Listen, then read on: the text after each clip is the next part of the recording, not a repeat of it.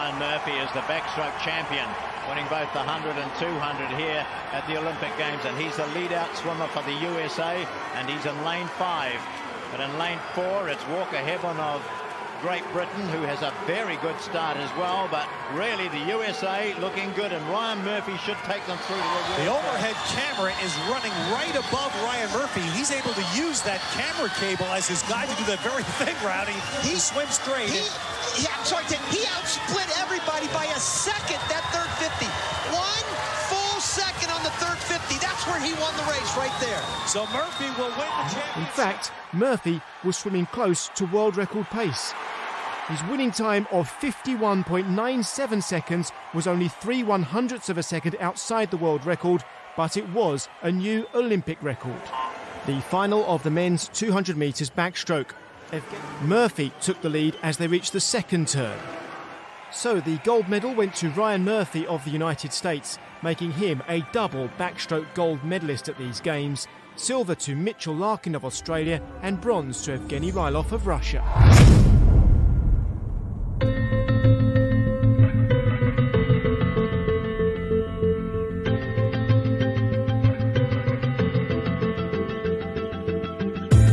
Welcome to the Greg Bennett Show, presented by Any Question. I'm your host, Greg Bennett, and I've just had a delightful conversation with one of the greatest swimmers in the world, currently swimming the 100 metre and the 200 metre backstroke, has held the world record, multiple Olympic medalist, Ryan Murphy. The conversation in this one was just so fantastic.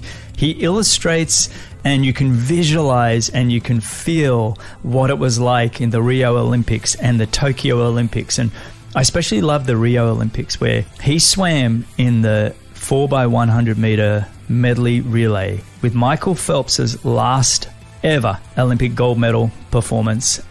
Ryan led off and broke the world record in the 100 metre backstroke in the lead off for that 4x100 medley. And just the way he tells the story with Michael Phelps and his final Olympics and his final race at the Olympics, really cool. And then the experience in Tokyo and what it was like when they actually did the 4x100 medley. And this time they broke the world record in that 4x100 medley relay. Just some really great, insightful, inspiring stories from one of the world's all-time greatest swimmers, and just all-round great guy. I truly appreciate him coming on the show and just sharing his stories. A little bit of housekeeping before we go on. As always, thank you so much for listening. Truly appreciate it. If you are enjoying the show, I love your feedback. Please share it if you can with your social platforms. I really appreciate it. You can go and find Ryan Murphy at Any Question. Go to anyquestion.com/Ryan Murphy. You can listen to all his answers there. You can ask him questions. Free for the first hour. Go check it out. There's tons of the world's greatest coaches and athletes. The swimming channel is just absolutely exploding. So go check it out.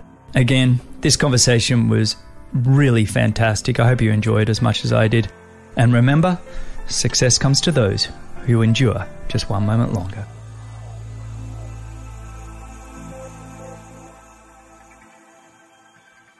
All right, today I'm joined by an icon in the swimming world, one of the greatest the world has ever seen. A 6-time Olympic medalist, 4 gold, a silver and a bronze, 7-time world champion, a world and Olympic record holder for the 100 metre backstroke, 12-time NCAA champion, 28 medals total whilst representing the USA, and I could just keep going on and on and on. Oh, and by the way, he's only 26 years of age, so there's plenty ahead of him as well. His answers on Any Question app have been thoughtful and informative and just really inspiring, and it's just an honour and privilege to have him join today. So welcome, and thanks for joining me on The Greg Bennett Show. Ryan Murphy, how are you, mate? I'm doing great, Greg. It's awesome to be here, and thank you for that super nice introduction. I don't usually think about all of those things one after the other, so that makes me sound pretty cool. It makes me sound probably a little bit better than I think of myself. It's one of my favorite things on the show is to kind of lead out with that introduction. And I'm kind of curious, what goes through your head when you hear that? Is it a sense of accomplishment? Is it a little bit embarrassed? What went through your head just then? Well, it makes me feel like I'm old. That's the first thing. It honestly hasn't really set in that I've got 4 golds and a silver and a bronze at the Olympics. I'm still used to the 3-time gold medalist introduction. I haven't done it enough. I mean, really with COVID, there just hasn't been as many opportunities to do in-person stuff. So I haven't had to introduce myself as much. I really haven't thought about it like that. So it's cool. I mean, there's been a lot that's been done so far in my career, and I'm really proud of it. And that's fun. It's exciting because I know that I can do it, and I know that I can continue to do it. I've really enjoyed doing homework for this one. You know, it's just, obviously I've watched you guys in the Olympics. I'm not going to lie, I was probably rooting for the Australians sometimes next year, but of course, as a dual citizen, I am an American Australian now, so there's a great pride there as well. So, you know, it's been fantastic just watching you guys these last couple of Olympics, but doing homework specifically for this episode, I have my 4-year-old and 2-year-old sit on my lap and we just watch YouTube races of you guys racing at the Olympic Games or World Championships, and it's a real thrill to now be able to just speak with you in person and sort of dissect how you just are doing such great performances around the world. But before we go on, you know, where are you at the moment? Where are you calling me from? Yeah, so I'm in Oakland, California. So I still do my training out of Cal Berkeley. Oakland's nice. It's far enough. It's like a 15-minute drive. So it's far enough that I don't feel like I'm in a college town. I'm around people that are more my age, which is great. And it kind of gets me away from thinking about the pool. When I'm in Berkeley, like I associate Berkeley with swimming and hardcore training.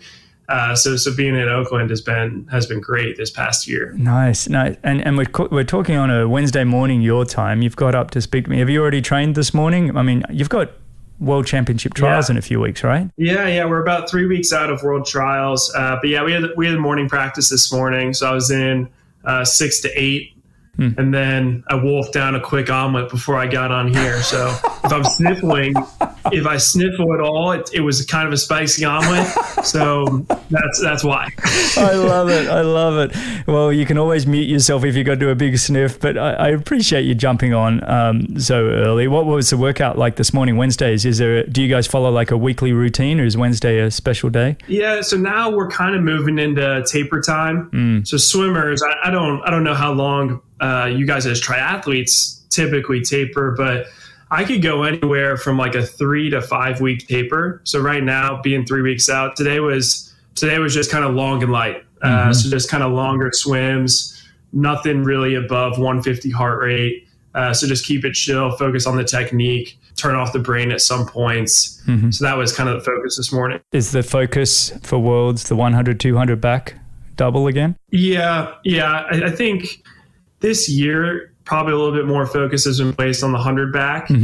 Just coming off the Olympics, like we did a lot of training leading into 2021. And so this year it's kind of nice. We could take the benefit of having all of that capacity that we built last year, try to get a little bit more speed on it. I'll do the 50 back. Well, knock on wood, hopefully I make everything. But if I make it, I'll do the 50 back as well. And that's kind of just a fun one that we get to do at Worlds. It's interesting, actually. I've been wondering that because I've had a few swimmers on the show now. And I was wondering even before, you know, I've had you all on, it's why don't we have any 50-meter races apart from the freestyle at the Olympics? Yeah, I think there's a traditional component in swimming. I think traditionally everyone learns to swim freestyle first, at least in the U.S. There's rumors that in Hungary you learn to swim butterfly first. I can't confirm that. But brutal. Yeah, well, that's what we say in the U.S. because Hungary is just like loaded in the 200 fly all the time. I mean, it's just ridiculous. Like year after year, there's just a new Hungarian that's going really fast in the 200 fly. So we just think they're doing it really young. But we learn freestyle first, and so I think we just kind of expand the event profile for freestyle. And maybe eventually you get there with the other strokes where maybe there's a 400 backstroke at some point. You never really know. But for now, I think it's just kind of steeped in tradition of how people learn. What's harder, the 200 fly or the 400 IM? Because they're both brutal races. They're long sprints that it's whoever can last, right? Yeah, it's kind of a personal preference. Like, do you prefer just 200 fly? I haven't done it in a while, so I'm kind of talking off the cuff here, but 200 fly, I feel like you're just swimming smooth, and then you just the term that a lot of people say is you get sniped. You just get sniped, and then you can't move anymore. And so that's 200 fly. It's just your muscles shut down. 400 IM, you could actually sustain. You could just sustain like a 200 heart rate for like the whole race. I mean, those guys are really, really good fitness beasts. And so it's kind of something that I take into my training. I think IM training is the best to build aerobic capacity. So I try to do a lot of IM to get myself in good shape throughout the season. So I'd say 400 IM is harder. 200 fly probably hurts more, though. If that makes sense. I love it. I think you're all nuts, but I think it's fantastic. Hey, I got to mention, right before I came on this, I was with my business partner, Ed Baker, and he said to say hi, by the way. And he reminded me again that he went to the same high school as you, at Bolles High School in Jacksonville, Florida. And I've got to tell you, I've done some homework on this Bolles High School. It really is quite an exceptional school and the athletes that it's been producing. And I even did see on any question Ed asked you, what's the secret sauce to Bolles High School and how does it produce so many Olympians? Joseph Schooling was with you, who secured Singapore's first ever Olympic gold in the 100 fly. Was he the same year as you even at Rio Olympics? Were you guys same classmates? Or I mean, this is incredible. Yeah, so we're the same age. So Joseph's birthday is, I think, June 16th and mine's July 2nd. Wow. So we're 2 weeks apart. The way Singapore does school, I think they go February to November. Yeah. So similar to you guys. Yeah. I think you guys go that way. Yeah, we are. So when he came over to Bolles, our school year is August to May. So he was in the middle of his school year in Singapore. So they put him in the grade below me. So he was the grade below me at Bolles. What is the secret sauce? Why Bolles High School? What is it there that's got, I mean, I'll mention Caeleb in a moment as a training partner, but what do you think? It's crazy. I mean, I think incredible cultures always start at the top.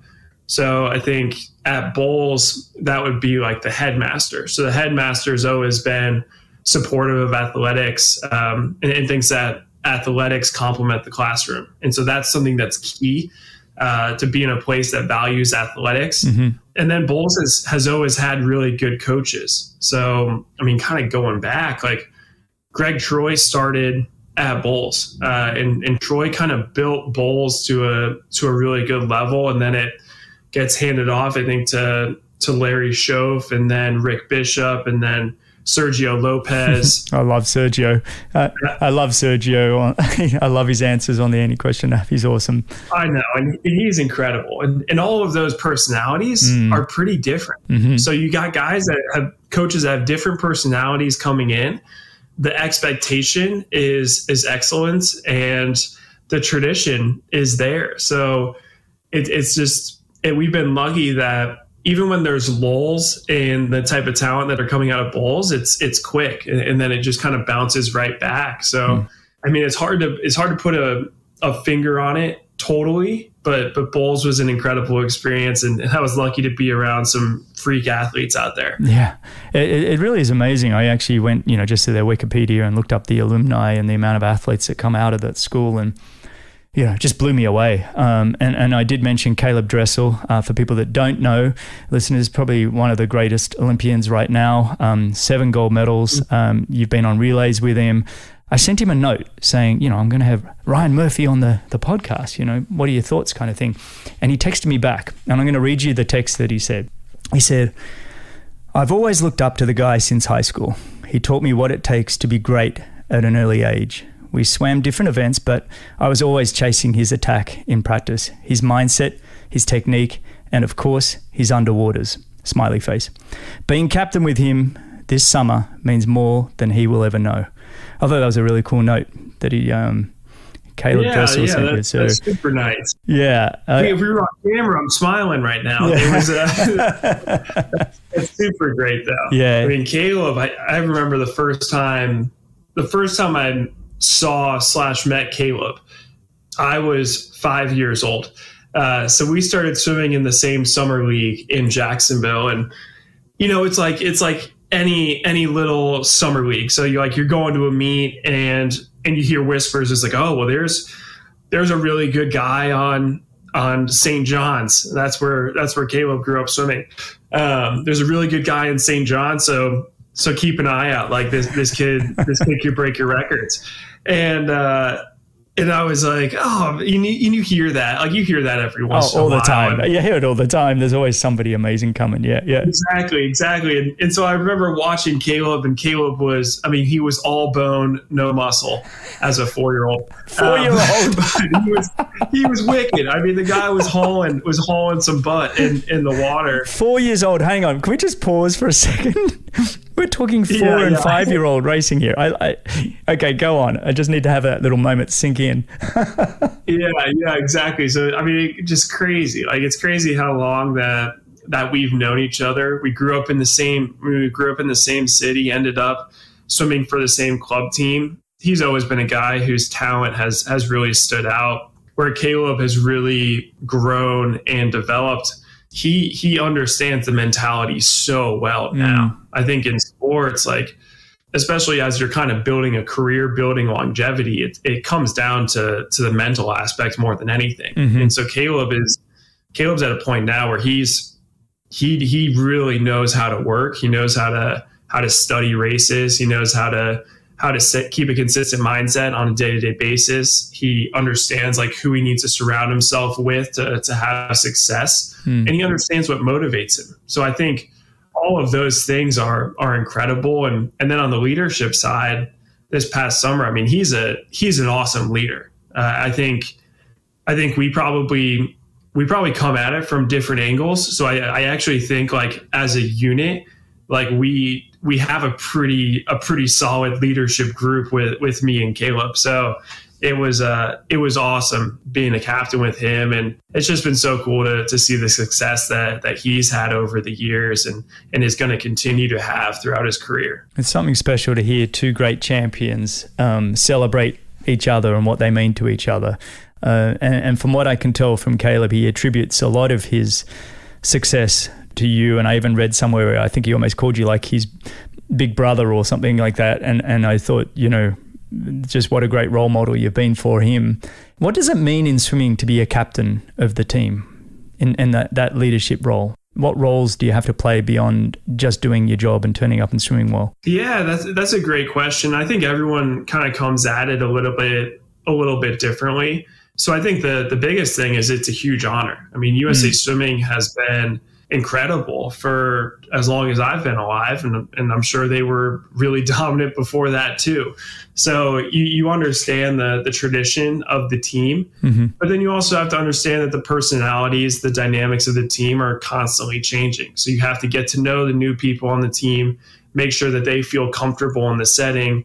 Once they feel comfortable in the setting, then you could kind of start taking advantages of the strengths they bring to the table.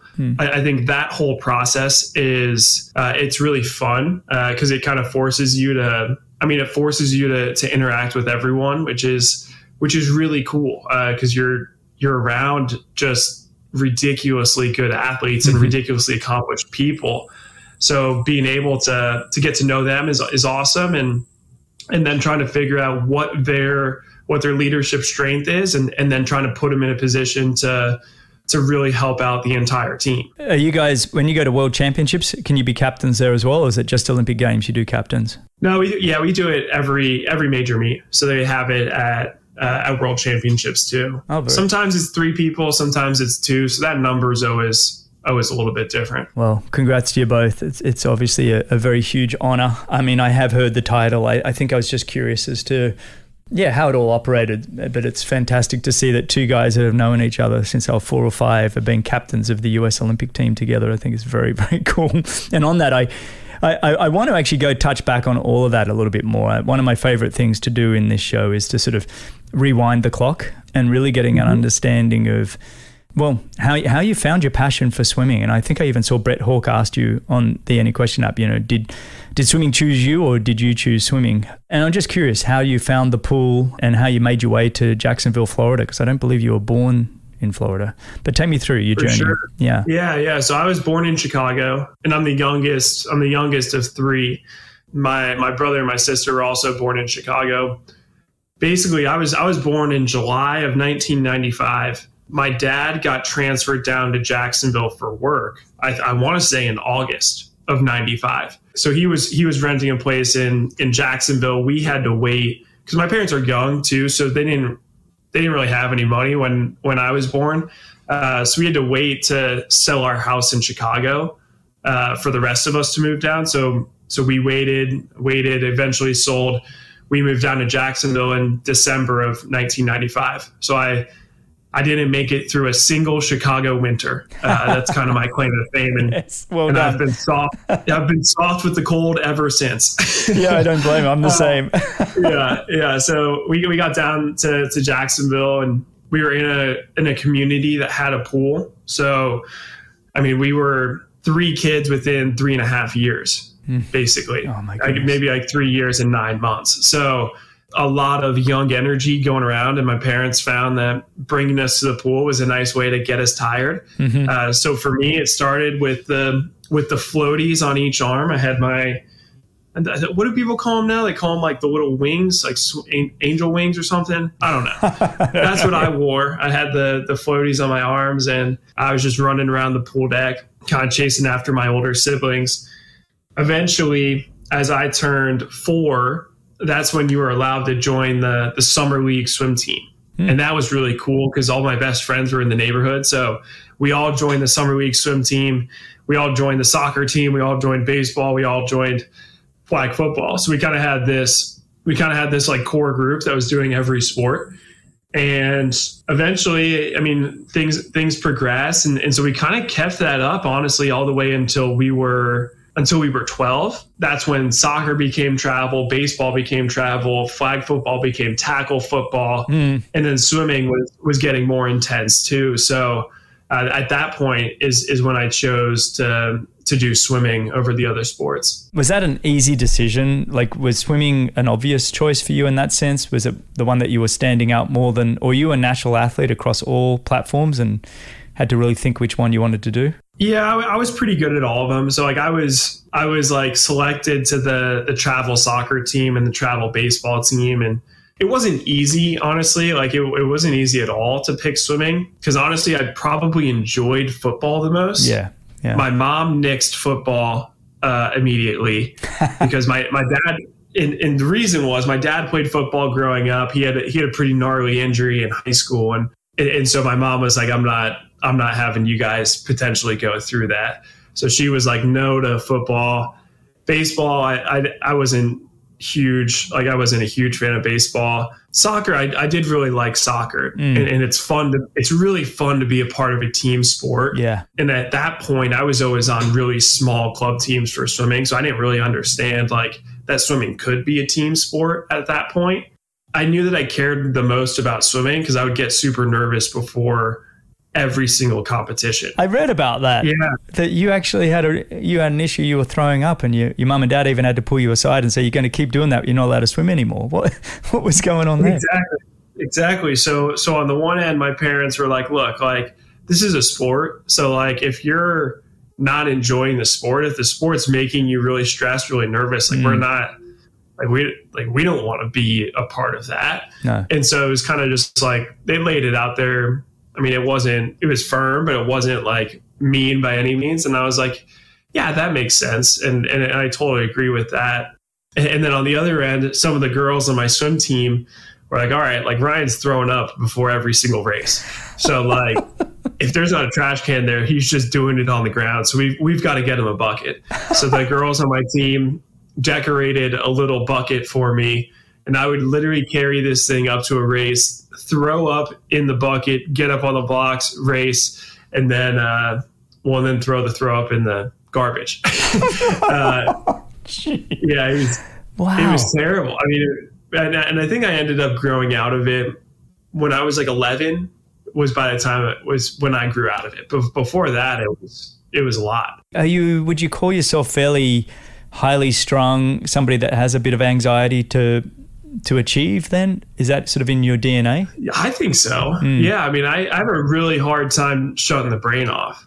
So I'm always thinking. And I think as as I've gotten older, I've figured out how to like have something that I'm focusing on at one point, and then it's like, okay, done with that task, and now let's focus in on something else. But I'm constantly thinking about stuff I can be doing, and so when it's solely focused on swimming, that's where it does get a little much. I often chat on this show about how anxiety, we can use it as a fuel when you realize that the anxiety is there because there's a problem. So a problem needs to be fixed. And if you have an outlet to fix that, then anxiety is a great fuel. You know, it can be a great fuel if used correctly, but it sounds like it might have had the better of you before you turned sort of 11. For sure. I love how the girls in your team were so sweet. How amazing were they to make you a bucket and even take it away after you'd used it? Yeah, I know. And honestly, it actually was like a competitive advantage. So like I'm good friends. I'm still good friends with a couple of people I raced when I was like 10. So my good friend Ian was telling me a couple years ago, he was like, dude, like you would roll up behind the blocks with that bucket. You'd be blowing chunks in that thing. And at that point, I knew it was over. He was like, because you would throw up before every race and you just still go out there and kick some butt. And he was like, it was the most intimidating thing ever. He was like, I could not focus on my race. I was watching you puke, and then I was watching you kick my butt. maybe you bring it back. Maybe that become your thing. Yeah. The Olympic ready room. Yeah. Just blowing chunks and just rotate seats. Just do it next to everyone. I can't. Oh, mate. I think that's quite an amusing story in itself. So when was it then that you chose swimming because you didn't want to be tackled, and your mum didn't want you to be tackled, and you didn't want to travel with teams. But was there a point where you're like, I really do have some talent and strength here? And was there a moment where you're like, maybe I could be an Olympian kind of thing? When did that all happen? And was it all around backstroke, or was it you still trying to determine what was your specialty? Yeah. So when I was young, I had success early on. That was nice. I was someone where I was always pretty good at swimming. And so growing up, like when I was 10 years old, I got a national record, and that was huge. Like I was really, really excited about that. So I got it in the 100 back. And then I was like 5/100ths of a second away from getting it in the 100 free. So I was pretty good at free and back. Wow. And then when I would turn 12, when I gave up the other sports and started training a little bit, I was on fire when I was 12 years old. Like, I think I got the national record in like the 100, 200 back, I think 200 fly, 400 IM. Wow. Yeah, I was good at it all. And then I think the first time I really thought that I had a chance at being an Olympian, like honestly, I was always kind of a kid where when you're good when you're young and you're kind of tall, that's what I was. I was tall and I was fast when I was young. A lot of what you hear, and it's pretty mean, but like a lot of what you hear is like, oh, like wait for the other kids to hit their growth spurt, and then like your advantage is gone. I kind of believed that growing up. I didn't really, I was enjoying being good at something, but I definitely didn't think that it was going to last forever. And so when I wouldn't say I thought I could be an Olympian until I was 16. That year was leading up to the 2012 Olympic trials. And at the beginning of that year, my coach at the time, Sergio Lopez, who you now know through Any Question, Sergio is all about the mind. And so he was telling me, he was like, look, I think you've got a shot to make this Olympic team, and I want you to focus in on backstroke this year and see what we can do. And I was sitting at the other end of the table, and I'm like, yeah, Sergio, like I don't really think that I'm at that level yet, but like, yeah, I'm going to trust your plan. I'm going to work really hard every day.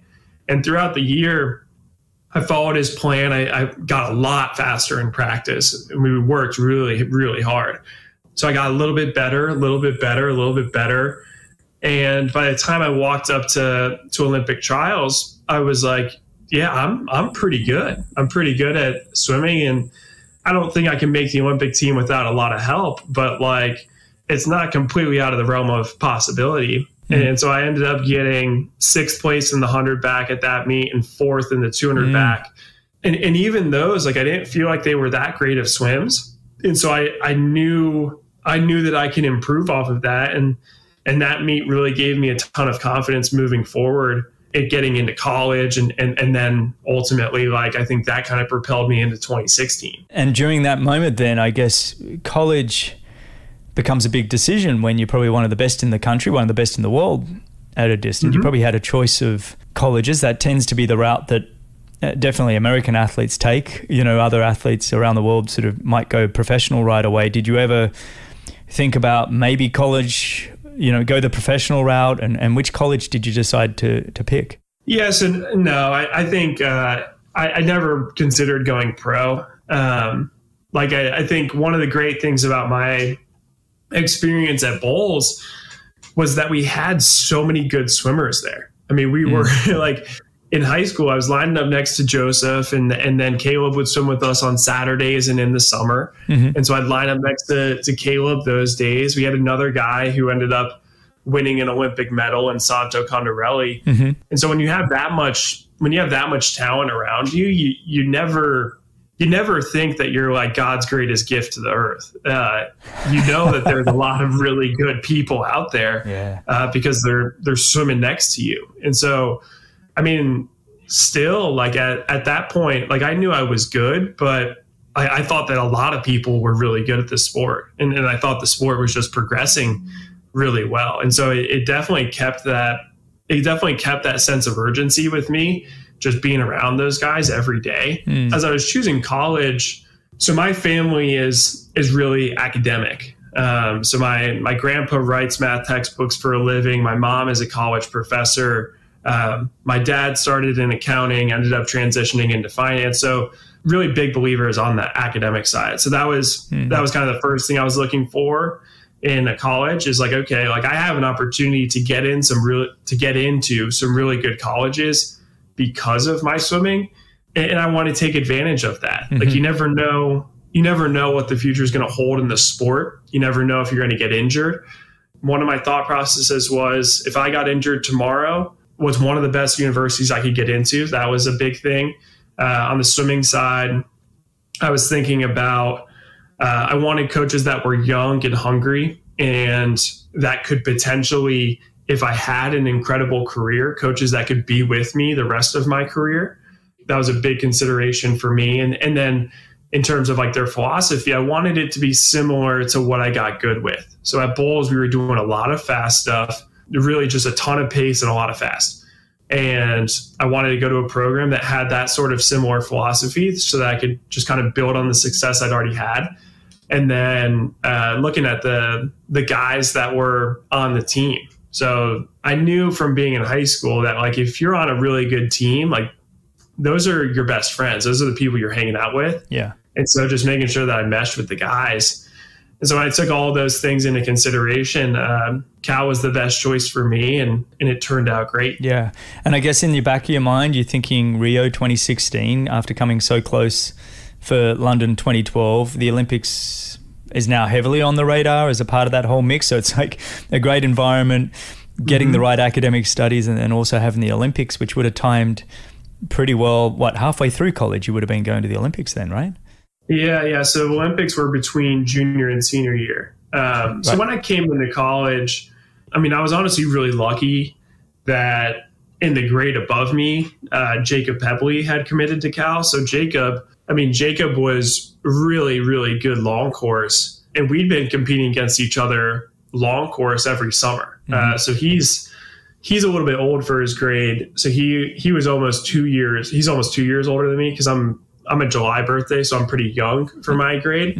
And so it was great, like going at it with him every day. It was a little bit different. In high school, I had great training partners, but if I was swimming next to Joseph, he's swimming fly. If I'm swimming next to Caeleb, he's swimming free. And so it was nice to have just another backstroker feeling the same sort of pain that I'm feeling, and we could just push it. Yeah. And so we got into that right away. I mean, honestly, my first 3 years, I lined up next to Jacob every single day.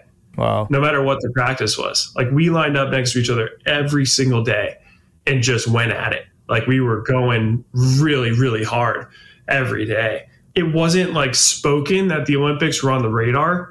But when you're training with someone that's really good and you're just pushing each other, like you're working towards that goal without really realizing it even. Excuse my ignorance, but did Caeleb make the Olympic team as well then? Yeah, so Caeleb made it in 2016. He did. Yeah. Yeah, so he made it in the 200 backstroke. That's right. So okay. That was sweet. That's pretty cool. Because yeah. I mean, that's honestly like, that's been another kind of theme like at Cal. It's like I've been on the team in the 200 backstroke, at least. It's been a Cal guy with me every single year. Wow. So I've been really, really fortunate to have some good training partners that I could teach something to. They could teach something to me, and we could really push each other to get onto the big US teams. Yeah. So yeah, Caeleb made it in 2016. I think he got 4th or 5th at the Olympics in the 200 backstroke. I did watch the video, and now I do remember seeing him. I look at you and Caeleb Dressel, and the two of you. What are you doing underwater on those turns? Because it's almost like you go all the way to Bolles High School, you guys training together. Mm-hmm. I don't know that there's anybody matching you two. You know, there's other great athletes out there, but you two seem to stand out in the world of the ability to come off a wall and those butterfly kicks and the way you move and the way you hold your breath and come out and you explode. And it's like, we're talking half a body length to 3/4 of a body length over the best in the world, the best in the business. I'm fascinated to get your view on how you've been able. Was it something you learnt when you were 5 years old? How have you guys separated yourselves? I just think it's amazing. Yeah. So when I was 10, I had an awesome coach. So he was the same coach that taught me how to swim. He was coaching a club team, and now I'm actually on the board of his swim team. He's now coaching out in San Jose. No way. With Quicksilver Swimming. So I'm on the board of his swim team. What's his name? What's his name? His name's Andre Sales-Cunha. Okay. He swam at Stanford, actually. And so growing up, this is a whole sidebar, but growing up, I always wanted to go to Stanford because my swim coach did. That was always my dream growing up. So my email was StanfordStud95 at AOL.com when back in those days.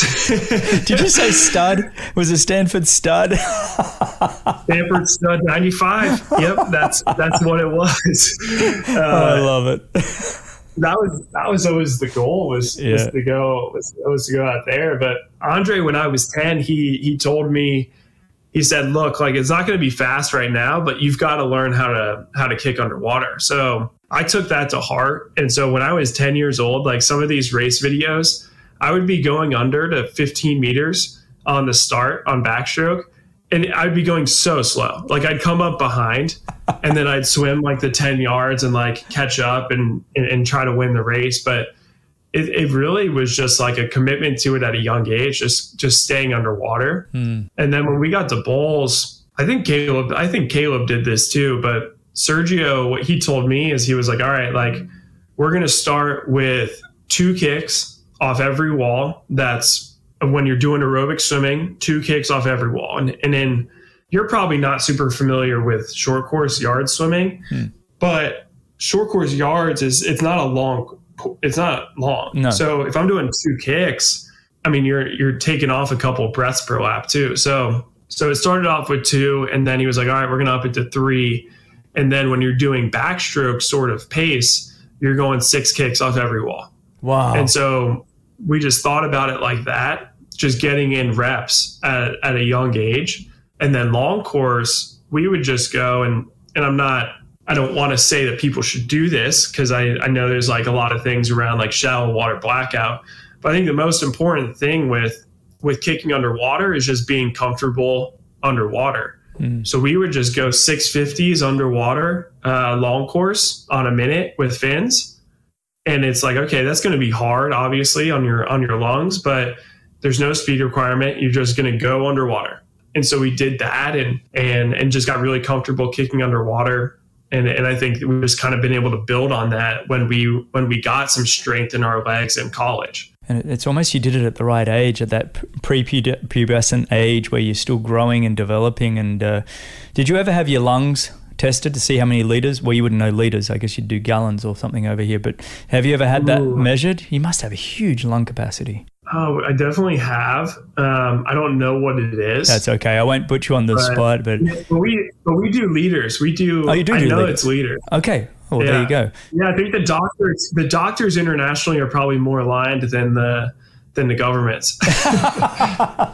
I love that. Well, on that, the reason I ask is I had a guy by the name of Kai Hurst on my show, and if you don't know him, you should check him out. He's one of those great watermen. He actually went to the Olympics in London for the 10K, but in Australia, he's like the ultimate waterman. He wins the Surf Ironman series, which is the guys that do the ski paddling and the paddle boards, and just understanding nature and the waves and how to work it. This guy's amazing. He then went to the America's Cup on those huge yachts, grinding. And I've had him on the podcast. He's a fascinating guy.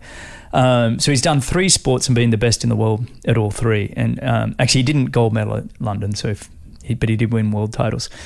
Anyway, his lung capacity got measured at just over 11 litres.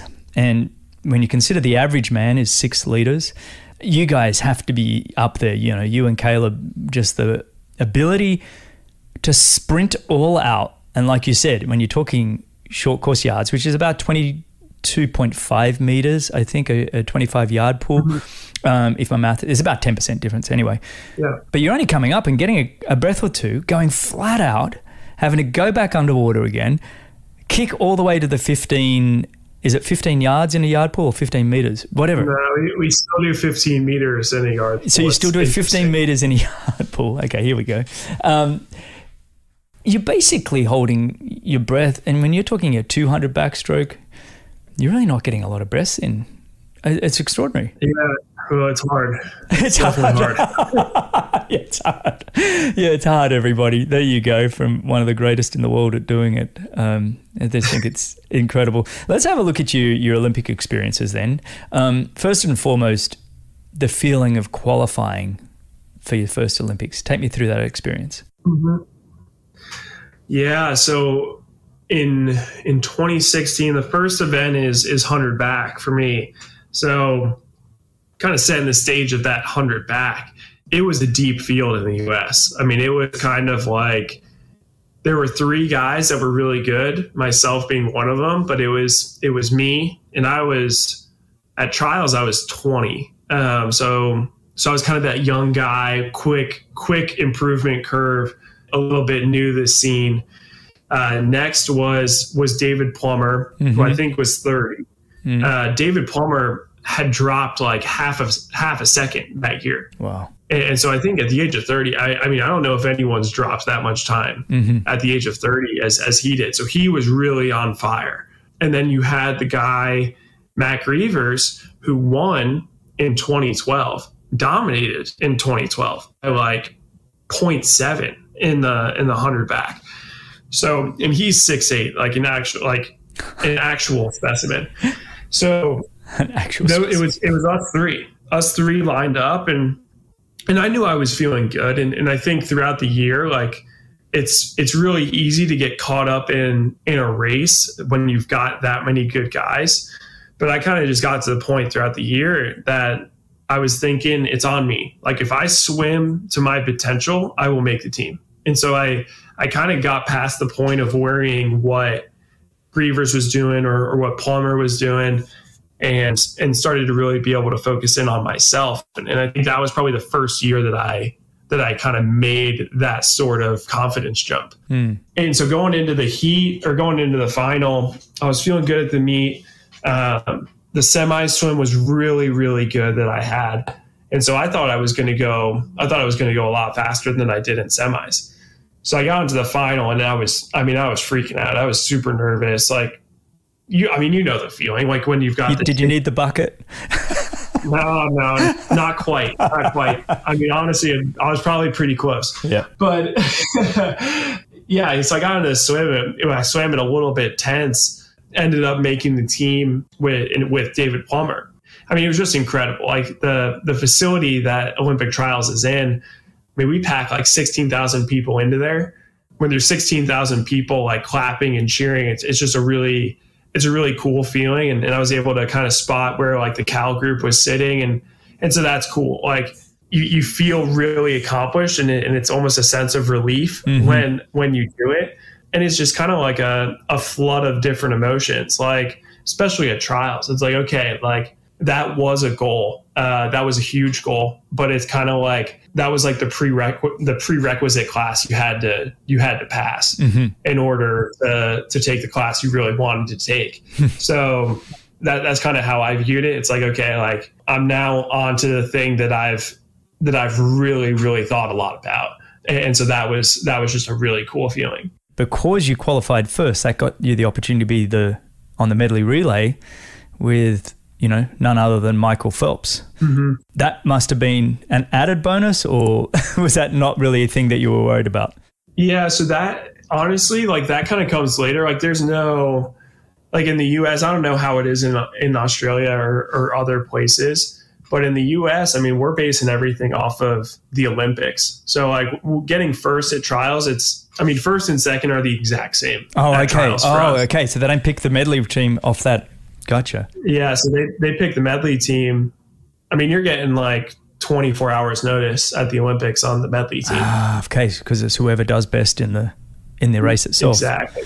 Okay. And that was that 100 meter at the Olympics between, that was so close, right? I mean, you won it, but to have two Americans on the podium, it is definitely close between you and Plummer for that medley relay. Oh, totally. I mean, you never think about that. I mean, like it's in the US, there's just so much pride that we have in our country that it's like everyone wants the best person up there. So like you don't even think about it. Like you don't think that you're competing against your countrymen at any point. A quick mini break just to remind you to go check out Any Question. You can go to anyquestion.com/Ryan Murphy. That's anyquestion.com/Ryan Murphy.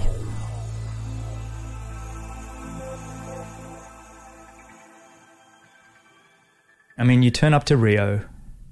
I don't know.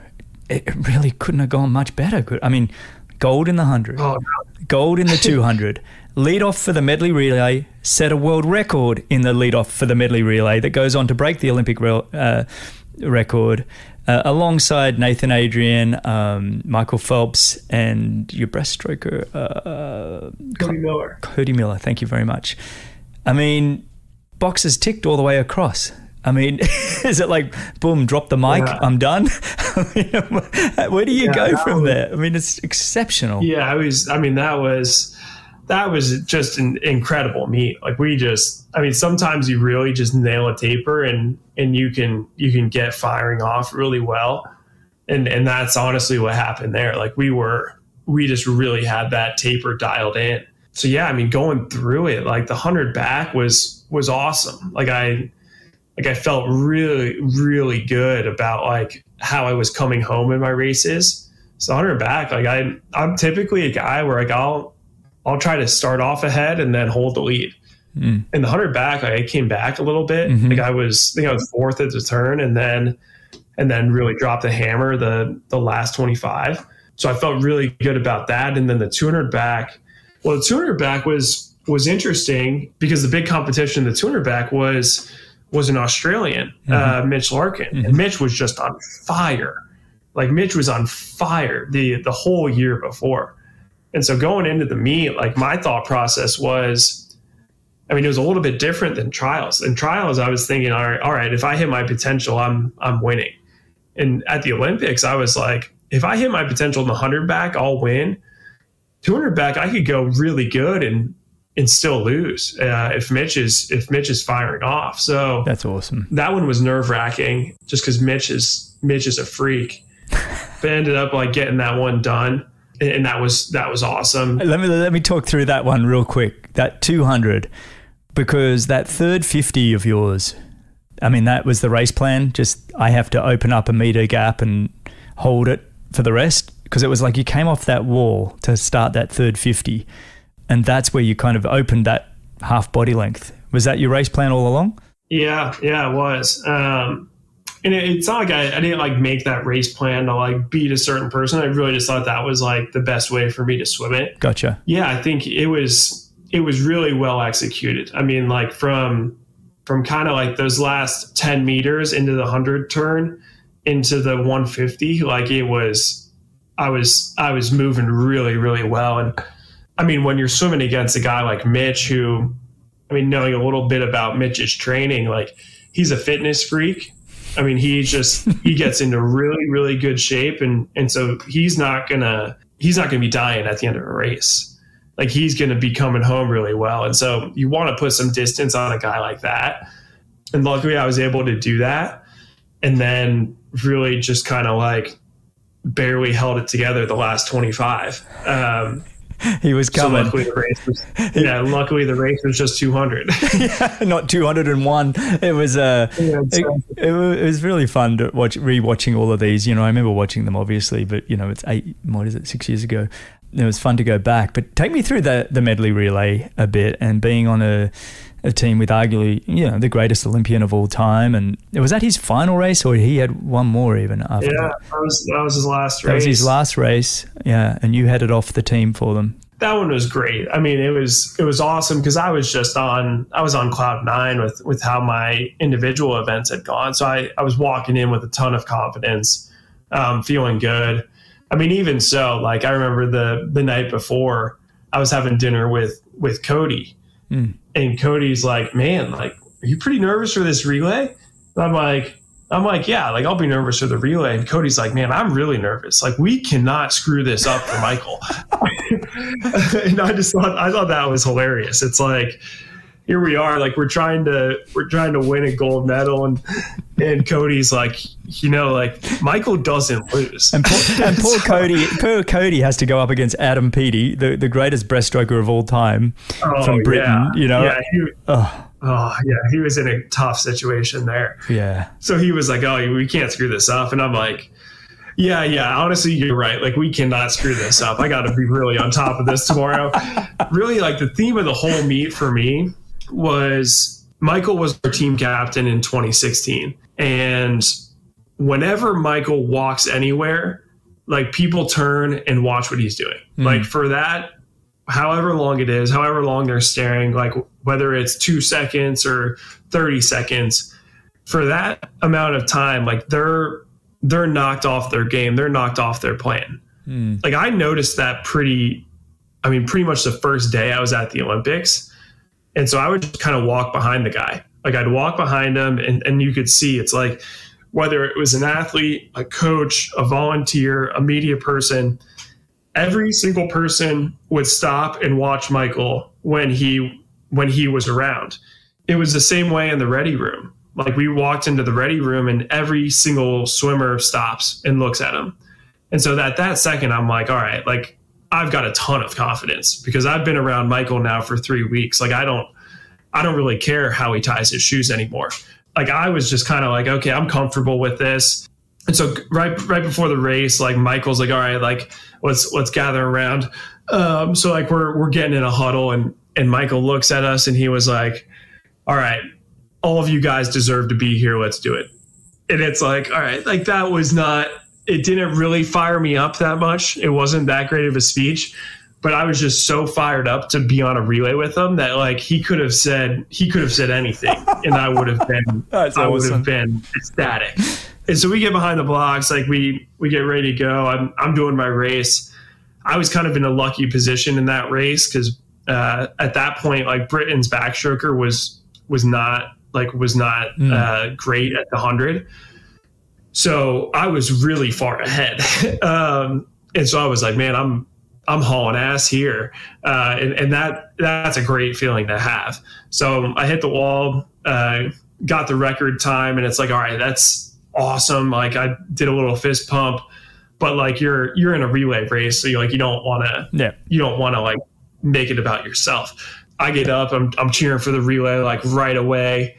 We end up sealing the deal. And then after the race, Michael's like, all right, like, there we go, guys. And then he looks at me, he was like, was that the world record? And I was like, hell yeah. And he was like, there we go, dude. And I thought that was just like, I thought that was sweet. I mean, it's just like all of this stuff I'm saying about Michael, he didn't say anything like out of the ordinary, but just because of like who he is, it really meant a lot. That's so cool. And that was his final Olympic gold. You guys did it together. You did it in an Olympic record.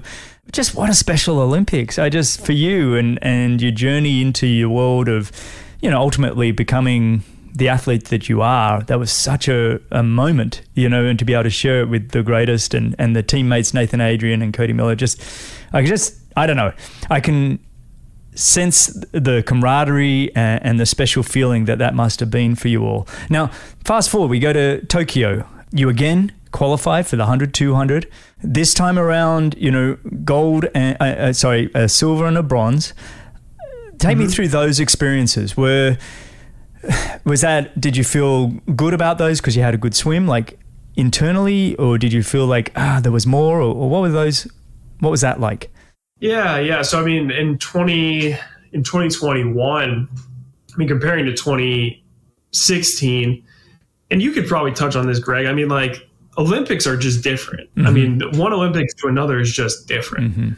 So, like in 2016, like Rio was a great experience, but like, I mean, there were definitely things that could have been done better. In 2021, it was a completely different experience. I mean, the makeup of the team was so different. So going from being a first-time Olympian and being kind of able to walk behind Michael Phelps, well, now I'm one of the captains, and so you kind of have to step up into that role and realize that it's like, okay, like I've got experience here. And that did give me a lot of confidence kind of being in that role.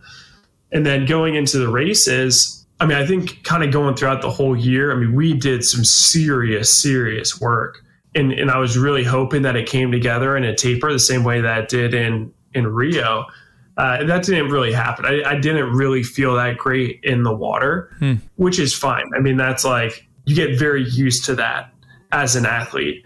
And so it's like, all right, like this is what I've got. Like, let's go out there and see what I can do. And so going through the 100 back, after the semis, after prelims, I was nervous. I was like, ooh, that prelim did not feel good. I was seated like 12th going into the semi. Wow. And then I was like, okay, like I got to step on it a little bit more in semis. So semis, I had a good swim, ended up coming in to the finals as top seed. And I was like, all right, like I felt like I had a little bit more gas in the tank for the final.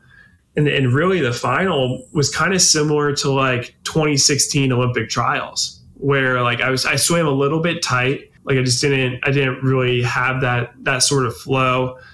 I had a long turn at the 50, which is just, you don't want to do that in an Olympic final. Like by that point, you want your details to really be dialed in. So I have a long turn, which kind of like kills a little bit of the speed. Come off the wall, still had a good underwater, and then it just kind of locked up the last 15. And so getting out of that one, it was like, all right, like it was my fastest time of the season. I was 52.1, which 52.1 is a really nice time, like really nice time. Your world record was still there. Your 50.085 was the world record you set in that relay, right? 51.8. Yeah. So, I mean, you're 0.3 off of it with a long turn. Like that's a nice swim. I felt good about it. I was like, all right, like, a little slip up on the wall there, but that's okay. I kind of ran into guys that were really firing off. I mean, 51.9 and 52.0, those are really, really fast. Like any year but 2016 and 2012, 52.4 wins. Yeah, right. So half a second up. not like, and this time 52.4 is like sixth. Wow. It was just a really, really fast heat. Yeah, I mean, that happens sometimes. I think as athletes, like you're trying to go as fast as you can go. You can't really control what you're running into. So that one, I was like, okay, bummer, but that's okay. Like move on to I think the 200 back was next. So 200 back's next. 200 back, I did not feel good. I mean, that one was just like, I just did not feel good in that one. So I ended up getting silver there, and that was fine. Like some days you don't have it. And it just happened that the Olympic final was on a day where I really did not feel good. So I was bummed about that, but you can't like you can't really control, like you do everything you can, but you can't control how you're going to feel. And so then moving into the mixed medley was good. Like I swam a nice leg on there, and then we got unlucky. I mean, we were swimming next to I think we were swimming next to Britain, and I can't remember who we were swimming next to, but either way, the person we were swimming next to went 2 guys first. And when you're going a mixed relay, like when you have a guy swimming next to a girl, like there's just so many waves. Oh yeah. And it's pretty hard to deal with. So Lydia jumps in and her goggles come off too. So she's swimming through a bunch of waves. Seeing she's 17. Yeah, that's right. Yeah. She can't see a thing. And so like she doesn't go a split that she could. You know, like she probably could have been close to a second faster if her goggles stay on. And then Tori jumps in. Tori's swimming through a lot of waves too. Tori had a nice leg, but there was just a lot of waves. And so she hurt a little bit at the end. And then Caeleb jumps in. Caeleb did fine, but we were so far behind at that point. It was just like, it was kind of like shell shock. We ended up getting 5th. I mean, then you go into the media zone, and the U.S. doesn't normally get 5th. No. So we go into the media zone, and we're just getting asked like rude question after rude question. So it was kind of like, man, you know, like that was not a fun experience. And I mean, Caeleb had to go. I think Caeleb had like a triple that night, so he was able to bypass the media. So I'm sitting here with 2 teenage girls, and they're just getting ripped with questions, and it's that's a little bit tough to deal with. So I was trying to kind of like take the heat on that one, and then once you're through that zone, it's like, all right, that's over and done with. Like we gotta refocus for the men's medley relay, and then the men's medley relay was incredible. I mean, we bounced back really well after that mixed medley. I could kind of take you through the story of the medley relay. I'm talking for a long time here. I'm going on. I'm sorry. I'm here and just absolutely visualizing and loving it. So just keep going. Yeah. So going into that final relay, I mean, throughout the meet, like I had a good, not great meet. Michael Andrew was a little bit disappointed in how he was doing. Caeleb was having a really nice meet.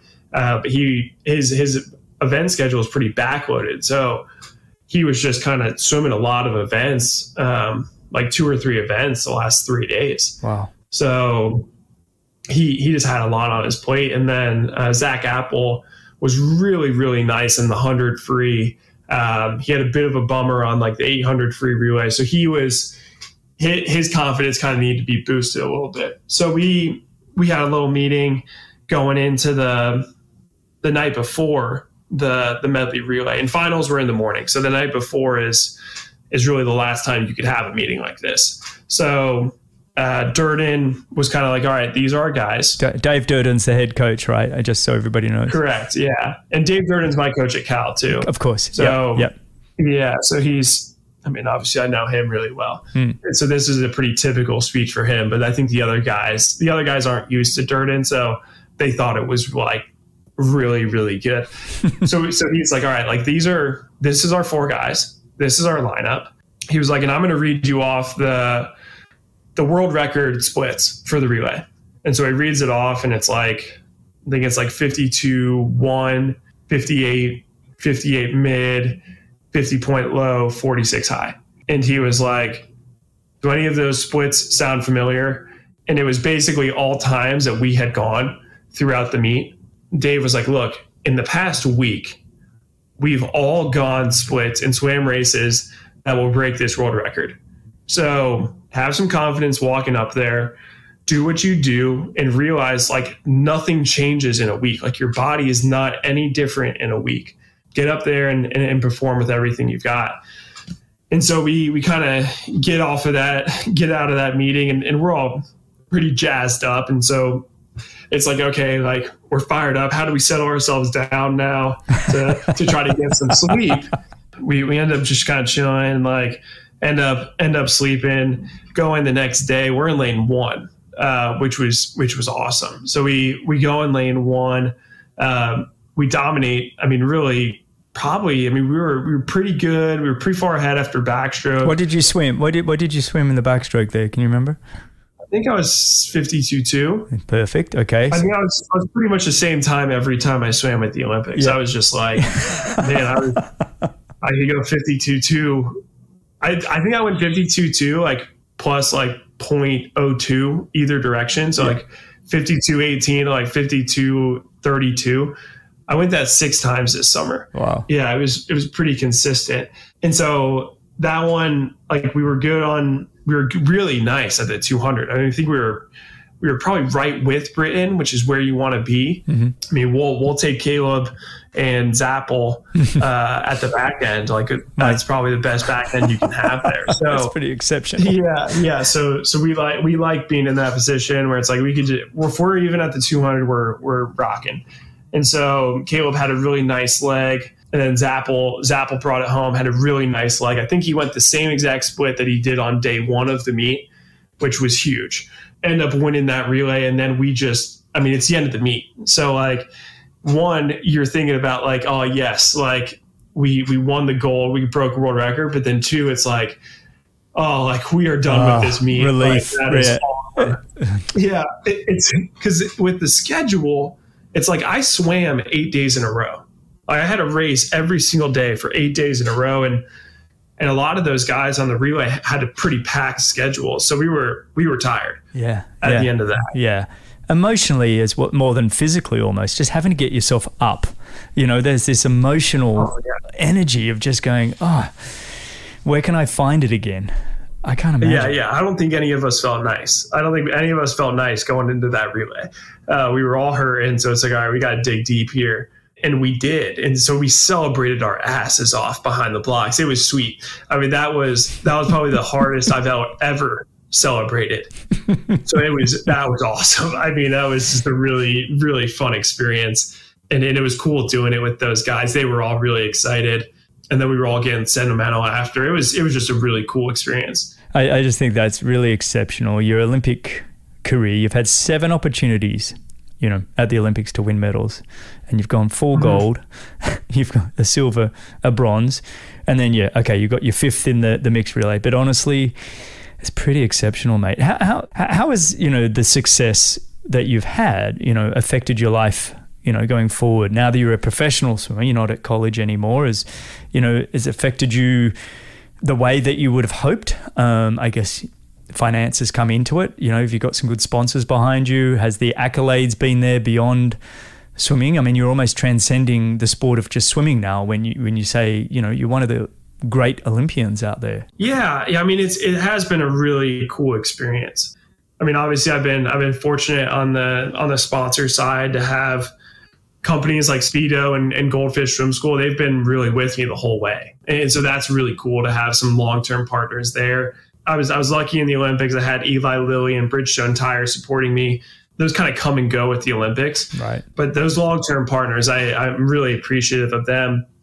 And then in terms of like my life, I mean, I think there's two things that the Olympics give you that are really, I view it as invaluable. So one of those is confidence. I mean, the first thing that I ever really put a ton of effort towards, I was able to be successful at. That's not realistic, obviously, in every category of whatever I want to do next. But I mean, it gives me a lot of confidence that if I put in the effort, I know how to put in the effort. I know how to work hard. I know how to learn what I need to improve on. And so I'm taking a lot of confidence that was really built through the swimming, and it's helping me out in every aspect of my life. I'm just a more confident person. And then I think the other thing that the Olympics bring, and it's really cool, is, and honestly, the place where I figured this out is I was at a bachelor party, and one of the guys I'd never met before kind of said this to me. He was like, going to the Olympics and winning an Olympic medal, that's an accomplishment that everyone respects. Mm-hmm. He was like, if you're a good like business person, if you're a good politician, if you've made a lot of money, I mean, or if you're a really successful athlete, but you make a lot of money, there's a lot of people that kind of dislike you for that. But the Olympics is different. I mean, it's it kind of is probably bred more out of like the amateur mindset. But I mean, we're not doing this for like money or fame. I mean, we're doing it because we really enjoy the sport that we're doing. I think that shows through. I think people can respect that. I've really enjoyed being able to kind of capitalize on my Olympic experience by meeting people, like meeting someone like you, Greg. I think the Olympics has allowed me to meet a lot of really cool, driven, successful people. And that's something that I really do appreciate. Both Ed and I, we reached out to you and we had a meeting with you, I don't know, a couple of months ago now. And we hung up from that call and both Ed and I were like, wow, you know, a confident guy, but is curious, asks great questions. We were blown away by you. And I think, like you sort of said, just gaining that confidence because, look, I've done this thing well and I can do that, you know, thing in the future well. You have achieved so much. And as I mentioned at the top of the show, you know, you're 26. What else is there that you hope to achieve in your swimming career? Obviously, you're loving the community. You're loving the brotherhood that you have with guys like Caeleb Dressel and Paris Olympics is closer than you know you'd probably used to in terms of an Olympic cycle. But you know, what else is there for you? The things I love about swimming are the things that I've always loved about swimming. It's the competition. It's that constant idea of trying to find little areas to improve. Swimming allows me to wake up with a sense of urgency every day, and those are things that I really like. So those are things that kind of drive me on the day to day. Like long-term goals, I think everyone wants to do things that few people have done. So I think, I mean, a big goal of mine is trying to medal in the 100 and 200 backstroke in 2024. I don't know. I haven't really looked this up, but I can't really think of too many people that have medaled in two events or two backstroke events at 3 consecutive Olympics. So that's a big goal of mine is cool. To kind of just keep on trying to push myself against like history. But then the day to day, I mean, there's always good people coming up and that really keeps me fresh and keeps me motivated. Good, man. No, I think it's fantastic. And I wish you all the very best of success, you know, as you approach up to Paris. And we got World Championships on the horizon here in Budapest. You know, that's the immediate future. What else is on their calendar? I think the ISL swimming's been postponed for this year, but next Correct. Year, yeah. So honestly, my plan for this summer is knock on wood, hopefully make worlds, do worlds, and then I'm gonna take a decent break for me. I'm probably gonna take a month and a half. 2 months off, maybe really get into some of these other interests that you're aware of, Greg. Like I've got I'm joining in with a venture capital group as a limited partner out here. And so I'll do a little bit of work for them, nothing too crazy, but just trying to dip my toe into an industry that I think I have a long-term interest in. And I could do that while I'm swimming. So that's really exciting. I'm really pumped to kind of get into that. And to have a little bit of time to go and visit someone like my sister or brother or my parents, because I'm in California, my brother's in Colorado, my sister's in Chicago, and my parents are in Florida. So we're kind of all over. So I'm excited to visit them a little bit too. Oh, that sounds fantastic, mate. And look, with your VC work that you're doing, I'm sure that we'll be connecting later on. And for everybody listening, they can find you on Any Question. You've got over 100 answers on there, really fantastic. I was going to go through a whole heap of them, and we sort of got sidetracked just listening to wonderful stories of your Olympic campaigns that I just wanted to stay on topic with that. So, but people can go to Any Question, go to anyquestion.com, Ryan Murphy. If you want to sign up, go check it out. It's free for the first hour, and you can, ask Ryan questions that I maybe missed, or listen to just all the amazing content that you've already created there. And, we can't thank you enough for being on the platform, just having somebody like yourself, the status. I'm not sure you even realize the impact that you have and how fortunate I feel on this end just to be able to have this conversation with you. It's a real privilege, and I don't take it for granted. So thanks for coming on the show, mate. Of course. Thanks for having me. And I also feel really grateful that you guys want to have me on the Any Question platform. I think some stuff I say, I'm like, I think that's good. Other stuff, I'm like, I don't know who's going to want to listen to that. So. It's funny. We laugh on it with Brett Hawke, who you know, and he's like, guys, this one's a $500 answer. This one's a $5,000. He puts a rating on it, and he goes, yeah, this one's a $2 answer. And not to you, about, we have 60 of the world's greatest swimmers and swim coaches on the swimming channel, and yourself and Caeleb Dressel, and then the coaches that we have on there are just absolutely. I mean, you mentioned Dave Durden, Michael Boll from Australia, Bob Bauman just joined up, Michael Phelps' coach, James Gibson, who was on the podcast last week. It was just Sergio, who we've talked about several times on this show, and the list just goes on and on and on, and the content there is just absolutely mind-boggling what's already there. I think there's 7,000 answers we have on the platform from the swimmers, and swimming only launched about 8 weeks ago. So really exceptional work that you're all doing. So it is an honor to have you. I'm very optimistic for the platform, especially as it continues to build out, and then you've got the subscriber base growing. It's going to be a lot of fun to see where any coaching can go. Yeah, it is, mate. Well, this has been awesome. I don't want to take all your day. I know you've probably got recovery and second swims coming up, and you've got World Championship trials. All the very, very best of success for the rest of your career and all your venture capitalist work that you got on the horizon as well, mate. Been a real pleasure. Awesome. Yeah, really appreciate the time from you as well. Thanks a lot for listening. If you enjoyed the show, your support would truly be appreciated. You can visit the Patreon page, or you can subscribe with your podcast app of choice. Don't miss the next episode, so subscribe and be notified. For show notes, if you want to know more, please visit bennettendurance.com. I'm Phil Liggett, and on behalf of Greg Bennett, here's to the next time, and I hope you will join Greg again very soon.